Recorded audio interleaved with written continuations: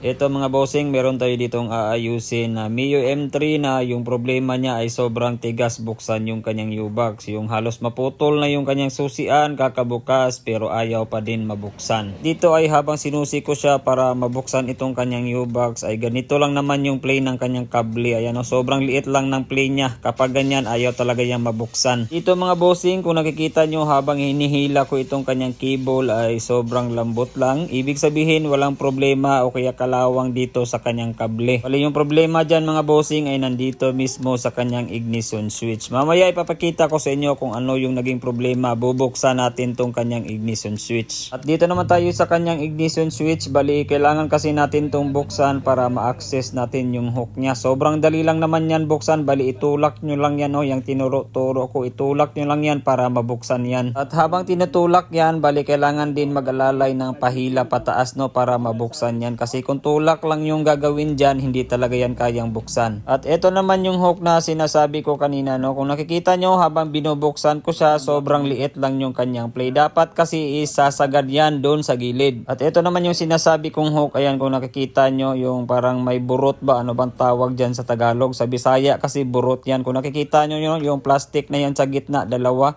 Kung nakikita nyo, deform na siya. Wala na siya sa kanyang forma. Bali, ito lang yung ayusin natin dyan. Wala nang iba kasi ito lang naman yung may sira. Kung nakikita nyo, sira na siya. No? Ayan, kung nakikita nyo, bungi na siya ba? Bungi. So, ayusin natin yan gamit yung epoxy. At ganito lang naman yung ginawa ko. Bali, nagport ako ng konti dyan. Bali, naglagay ako ng konting kanal para talaga yung epoxy ay kumapit siya at hindi siya matanggal. At yung pag-apply ko naman ng epoxy ay kinapalan ko lang siya ng konti. Pero hindi pa yan final, no? Kailangan pa din yung epoxy para pasok pa din siya doon sa loob ng kanyang pinaglalagyan. Ito lang naman yung pandikit na ginamit ko. Ayan kung nakikita nyo, hindi kasi mabasa kasi incheck yan. Bali, yan yung ginagamit ko sa pagtapal ng mga tangke na may butas, makina na may crack o kaya retrofit na mga bi-LED projector. At ito na siya nang may port ko na kung nakikita nyo na ibalik ko siya sa kanyang dating forma. Hindi ko sinasabi na gayahin nyo to ha. Kung may budget kayo, bumili na lang kayo ng bagong buong ignition switch para diretso na. Pero kung may oras kayo sa pag-DIY katulad nito ay walang problema, gayahin nyo to no. Ayan, sobrang basic lang yan, epoxy lang yung katapat dyan tapos mas matibay pa to. At dito naman kung makikita nyo yung kanyang hook ba ay sumagad na dun sa gilid. Ayan, hindi siya katulad kanina na sobrang liit lang ng kanyang play. Bago tayo magpatuloy, ipapakita ko muna sa inyo kung ano yung naging cause, bakit nasira yun. So ito yung problema, ayan kung nakikita nyo dyan sa kanyang upuan, ayan. Hindi kasi siya na shot ng mabuti dyan kaya nasira yun. Dapat talaga kasi ay nakapasok yan dapat sa kanyang U-box. Kasi kung hindi napasok yan, matigas siyang buksan no, yung U-box. Kaya siya nasira dahil plastic lang yun, malabot lang yun siya. At dito naman ay tinesting na namin. Ayan kung nakikita nyo, sobrang lambot lang buksan. Ganyan dapat kalambot buksan yan. Kapag medyo matigas na, hindi na yan normal, may problema na yan. Kaya kung feel nyo na medyo matigas na, hindi na siya tulad ng dati na sobrang lambot lang, mas mabuti na ipacheck nyo na para mas hindi lumala yung kanyang sira katulad nito. At bali yung pag-aayos pala nito ay medyo time consuming to no. So dapat meron kang saktong oras kung ipapagawa mo to. Kasi pagbaklas pa lang ng kaha, ng ignition switch, tapos pagpatigas ng epoxy ay medyo matagal na yon. Baka naman sabihin nyo na tumigas yung on-off niya tapos hindi na malak. So ito, try natin yung on-off tapos ilak itong kanyang manubela kung tumigas ba.